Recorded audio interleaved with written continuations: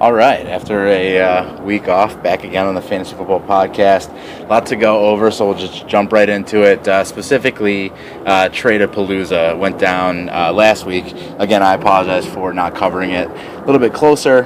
There were, some trades that led up to it that included me shipping two of my star running backs and Plotzker retardedly acquiring Rob Gronkowski and Victor Cruz of the Shitty Giants for $55. But I'm going to cover strictly the emails that came through from Trade-a-Palooza on Thursday night. Actually, and I should mention, I got blown out this past week. Really didn't pay too close attention to it. Just checked my score, frankly. Also, ashamed to say that I was out apple picking, enjoying the nice weather during the game. So, wasn't looking at any of the teams. I really haven't even looked at the trades. I do know a few of them that had gotten spoiled for me at Oaks' little get-together. But for the most part, these are my initial reactions. I haven't really looked at any of these before. So, diving in, first one that came across was Plotzker getting Shady McCoy. Bootsy got $50 auction dollars. I would say that Plotzker was first a buyer, then he was a seller, and now apparently he's back to buying again. LaShawn McCoy has been really good this season. I think $50 is a pretty fair price. That being said, I'm anticipating Plotzker purchasing Mike Vick a little bit later on this email chain. I think that owning too many Eagles could be a bad thing. So we'll see how well that works out for him. But I think it's a good trade for Bootsy. Obviously, he's in selling mode. Next trade up. Okay, there you go. That didn't take too long. Twinkle Twinkle gets Mike Vick. Ariel gets 10 auction bucks and Percy Harvin. And then also prop bet, my bench outscores both Kraus and Smith's bench. I'm not really sure how well that worked out for Plotzker, but as far as the trade is concerned, obviously with Ariel looking to sell, with Vic being available, seems sort of academic that Plotzker would end up picking him up. Plotzker has a big crush on Mike Vick. I don't understand why. Vic obviously has since gotten injured after this trade was made. I would say there's not really much of a shock there. This was, I think, kind of a retarded trade anyways. Normally, I don't like to involve future injuries when evaluating a past trade. Like, with Brian Hoyer, I can't rip on Bootsy for trading for a player who tears his ACL. But everyone and their mother knew that Vic would get hurt. So really, all I can say is Plotzker should just be happy that Vic messed up his hamstring before he fumbled 4 or 5 times. All right, next trade. Ariel got Vernon Davis and Reggie Wayne from Bootsy. Oh, shit, my paper just flew away. Ariel got Vernon Davis and Reggie Wayne from Bootsy for $12 auction dollars. Kembrell Tompkins and Zach Stacy. Kembrell Tompkins has been pretty good, but really nothing special. So, essentially, this is, 2 studs for some money. I would say that on a night like Trade-a-Palooza, a lot of bad things can go down. People can make bad decisions. They can mortgage their futures. They can ignorantly throw away superstars. And it seems like Bootsy wanted to make absolutely sure that no one usurped his 2012 title of worst trade of all time. And then he went ahead and agreed to this doozy. It's not that bad of a trade. Doesn't really touch what he did last year. But I would say, Bootsy, if you're going to sell out, then why didn't you actually get some money in return? Zach Stacy and Kembrell Tompkins are, the sort of lottery tickets. Kembrell Tompkins is a little bit better, but really nothing special. Vernon Davis and Reggie Wayne are reliable, elite producers. I wouldn't have agreed to this trade for any less than $40 auction dollars. It kind of represents a full sellout, so I'm surprised you didn't get more money for that. Next trade up.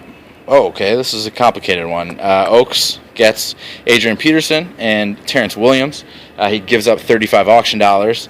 Ariel gets Reggie Bush, Geno Smith, 20 auction and 10 fab, and then Bootsy gets 15 auction, EJ Manuel, and gives up 10 fab. So there's clearly a lot going on here. Oaks is trading away his 2 young Cooper QBs and the rest of his auction dollars. He's clearly in full 2013 championship mode. Acquiring Peterson is a serious get, well worth 35 auction dollars. You can't fault him there. Doug Martin's been really shitty for Oaks this year, so getting AP makes his elite squad even that much better. Ariel getting Reggie Bush is a good move for his squad, obviously. Geno Smith is probably the number 1 keeper QB right now, so can't fault him for that move. Ariel's also getting some money in return. So He got Vernon Davis and Reggie Wayne for free, basically, if you factor in this money. Bootsy here, meanwhile, ends up kind of on the short end of this one, I should say. He gets E.J. Manuel, who is injured. Bootsy's kind of underselling. He's getting $15 auction dollars here. I think Reggie Bush is a really solid back, not really worth 15 auction, so I don't think that one turned out too good for Bootsy. Up next, here's Bootsy again. He was busy on Thursday. Bootsy gets 31 auction dollars. Pierre Thomas and Matt Schaub. And Billy gets Matt Stafford in return from Bootsy. So Bootsy, I would say, finally decided to cash in on a player's actual value. It's a good trade for Bootsy. Stafford, I think, has regressed a little bit. He's no longer the fantasy monster that he once was. Schaub is just god-awful. Pierre Thomas is a crapshoot. I would say he's a bad crapshoot at that. But $31 is a pretty significant sum. So I think Bootsy got Billy to overpay, which is a good move for him. All right, this one is, the granddaddy of them all. Oaks gets Drew Brees, and Billy gets Tom Brady and A.J. Green.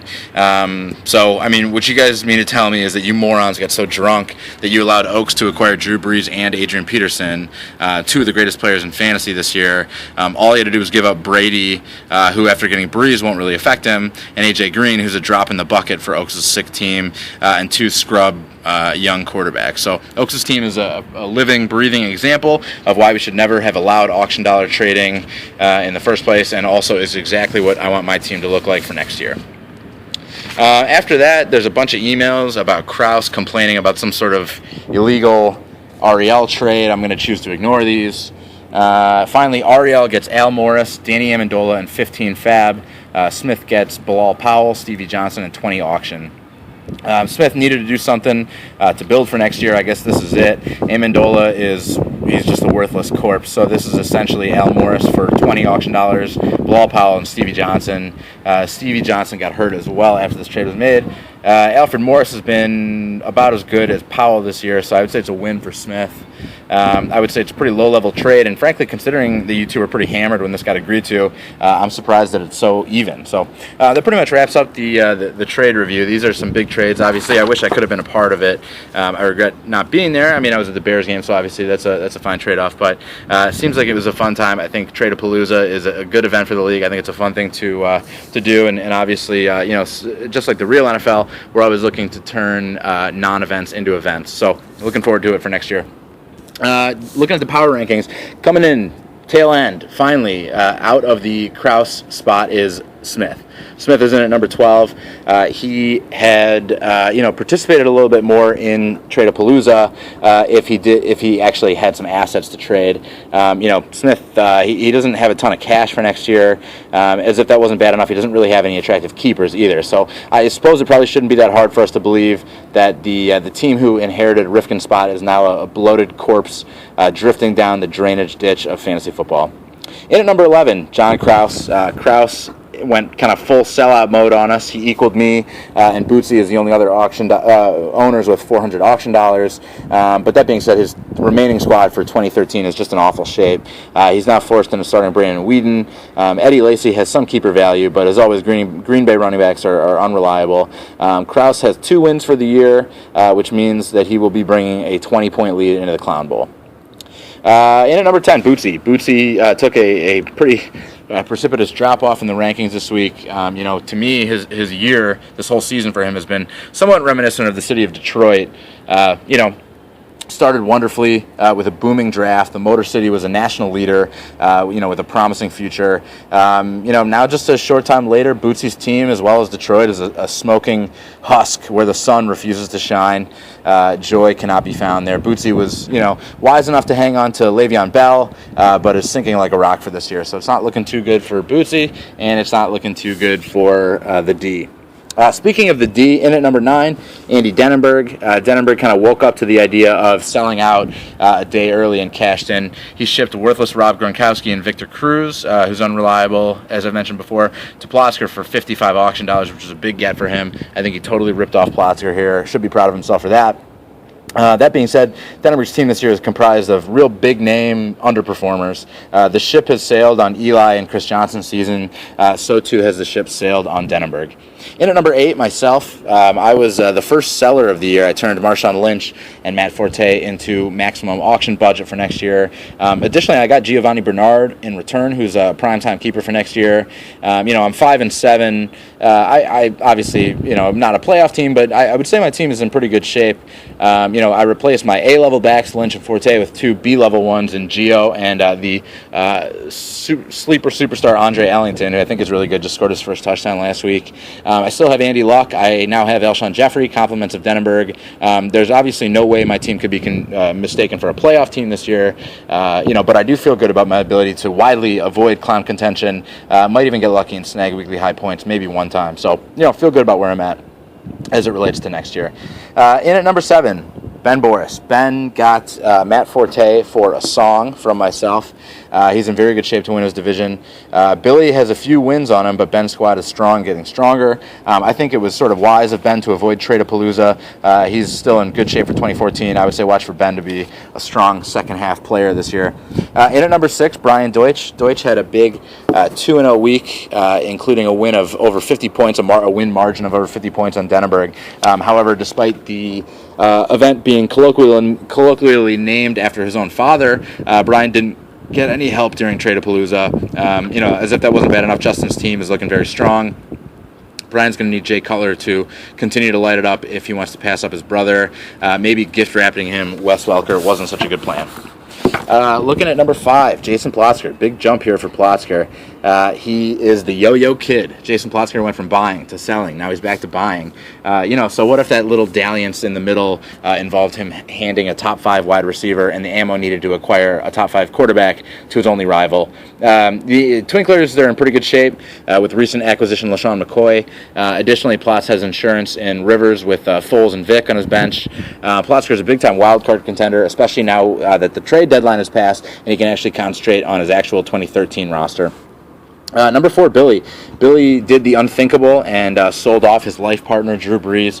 In return, he got Tom Brady. He also went out and bought Matt Stafford.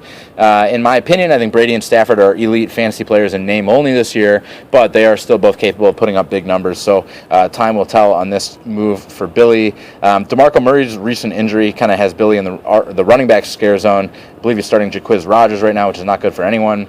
But I think his squad should be pretty solid. And obviously, with his win total already what it is, he's definitely going to be a factor down the stretch.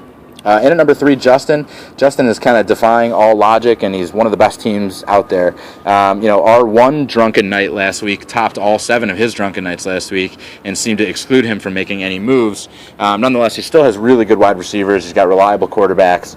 He added Marshawn Lynch 2 weeks back and has a prime spot to win the Schindler's division. I would say the only thing that could derail him is if this Julio Jones injury kind of seriously screws up Matt Ryan's stats.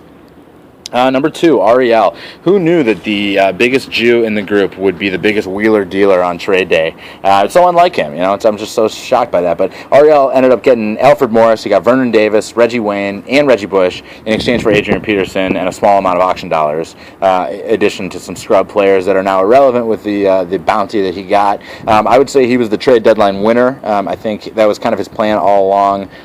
Even started way back when he had a terrible draft. I would say even with what Oaks was able to put together, Ariel's team is really stacked. Ariel is the leading point getter in the league. He's in great shape to make a run at the wild card, possibly a division title as well if he can make up a couple of wins here down the stretch. In at number 1, obviously to no one's shock, Andrew Oaks. He's made it clear that he's playing some kind of practical joke on us. His team is laughably stacked. Who knows how he was able to sucker us all into allowing him to amass this fantasy monstrosity, but he now has 2 top 5 quarterbacks. He has 2 top 10 running backs. He has an absolute monster fantasy tight end. As if that wasn't enough, his wide receivers are stacked as well. He is now devoid of all young keeper options for next year and emptied out of all possible auction dollars. So let's pray he falters and doesn't win this year so we can all laugh at him. But for the time being, he's obviously the odds-on favorite for the championship. Even if that doesn't happen, he has put together a squad fully capable of claiming top weekly points every week down the stretch, and so will at the very least make himself a nice chunk of change. Andy did himself well at Trade-a-Palooza. I think we all did well, but that's about it for the power rankings. I think we'll see everyone tonight at where the hell are we going tonight? Patrons. So, unless Buffalo Bill gets to us first, we'll see you there. Thanks for listening. And sorry again about the lack of coverage last week, but we're back, baby.